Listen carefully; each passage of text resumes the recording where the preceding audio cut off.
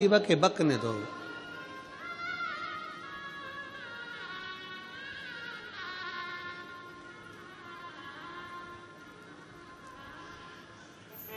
जितनी गाली किसी को नहीं पड़ती होगी उतनी हमको पड़ती है। और माइक पकड़ पकड़ के लोग अपशब्द कहते हैं।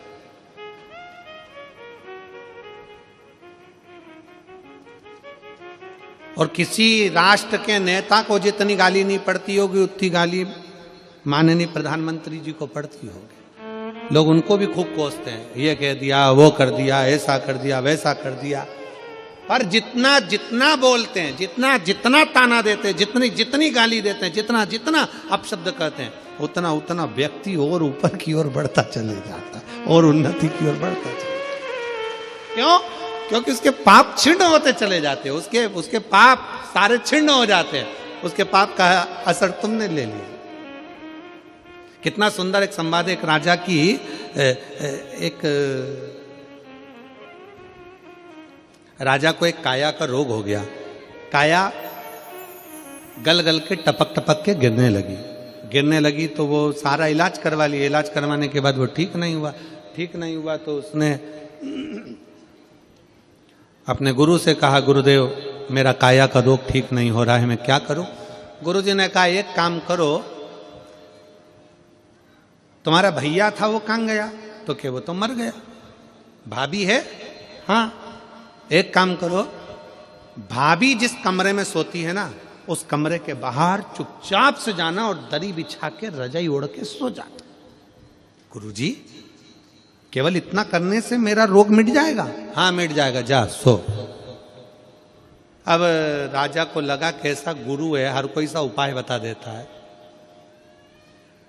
हर कोई सा उपाय कि भाभी के कमरे के बाहर जाके सो जाना, तेरा रोग ठीक हो जाएगा। हर कोई सा उपाय बता देता है। जरूर सियोर वाले का पहचान वाला होगा, वो भी हर कोई सा उपाय बता देता है। जा सो जा, भाभी के कमरे के बाहर दरी बिछाना और सो जाना, रोग मिट जाएगा। सो गया। एक दिन सोया, 2 दिन सोया, 3 दिन सोया, 4 दिन सोया। एक द्वारपाल ने देख लिया, ये रोज रात को राजा जाता है भाभी के कमरे में सोता है। भाई मर गया और ये भाभी के कमरे में जाकर सोता है। पूरे नगर में सूचना हो गई, नगर के लोग गालियां देने लगे, ऐसा खोड़ला राजा जो भाई मर गया और भाभी के कमरे के अंदर जाकर सोता है। उसको मालूम तो था नहीं कि कमरे के बाहर सोता था, लोगों ने तो कह दिया कमरे के अंदर सोता। खूब गालियां दी। राजा का शरीर धीरे धीरे ठीक हो गया। पूरा शरीर ठीक हुआ। राजा गुरुजी को प्रणाम करने गया, गुरुदेव आज मेरा शरीर पूरा ठीक हो गया गुरुदेव, पर समझ में नहीं आया गुरुदेव, बड़े बड़े डॉक्टरों को दिखाया तो ठीक नहीं हुआ, भाभी के कमरे के बाहर सोने से कैसे ठीक हो गया, समझ नहीं आया। गुरुजी ने कहा, राजन तेरे पाप इतने बढ़ गए थे कि तेरे शरीर से टपक टपक कर गिर रहे थे, इसलिए तुझे कमरे के बाहर सुलाया।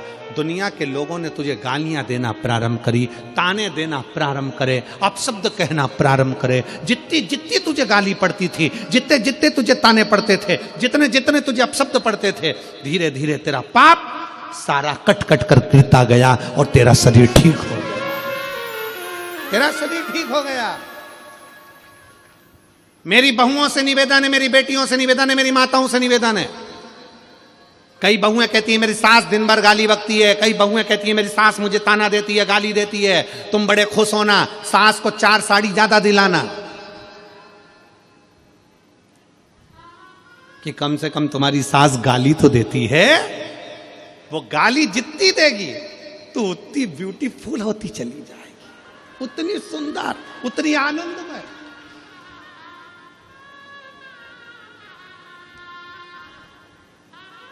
तुम प्रैक्टिकल करके देखो, प्रैक्टिकल करके देखना। बहू की तबीयत खराब और सास ने बोलना चालू करा, ये तो नाटक करती है, नौटंकी है, इसके घर से सीख के आई है, ये करा, और सास ने ताना देना चालू करा। तुम देखना बहू जो बिस्तर पे पड़ी थी उसको धीरे धीरे एनर्जी आएगी, धीरे धीरे एनर्जी आएगी। अभी वो बीमार थी, थोड़ी देर में बोल तो जरा, पावर आ गया, एनर्जी।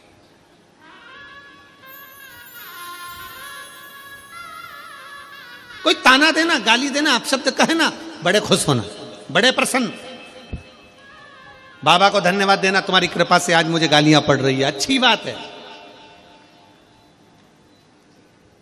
कोई बात नहीं।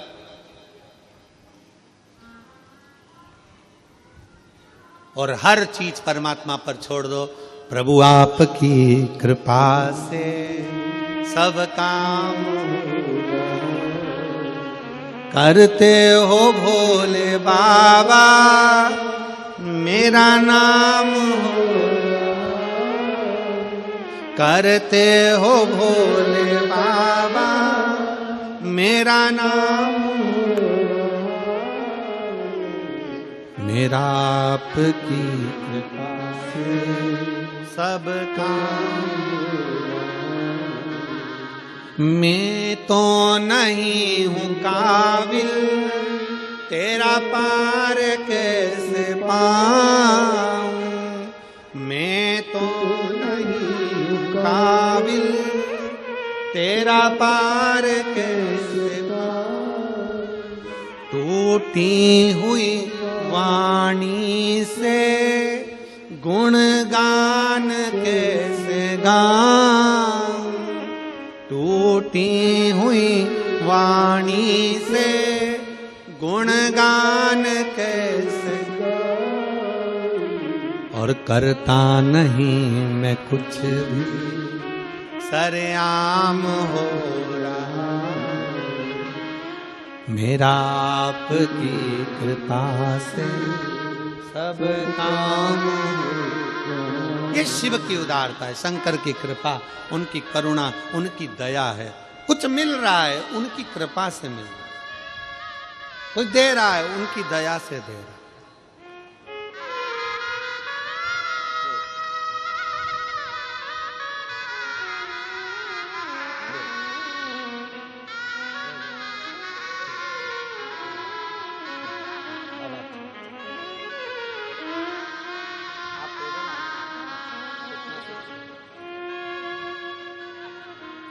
शरीर में कष्ट है, हाथ और पांव से ज़्यादा चल नहीं सकते, फिर भी 63 किलोमीटर से पैदल चलकर बाबा से प्रार्थना करने के लिए आए। और बेटी, छोटी बेटी 20 किलोमीटर से पैदल चलकर आई है। शिव कृपा, एक उसकी उदारता।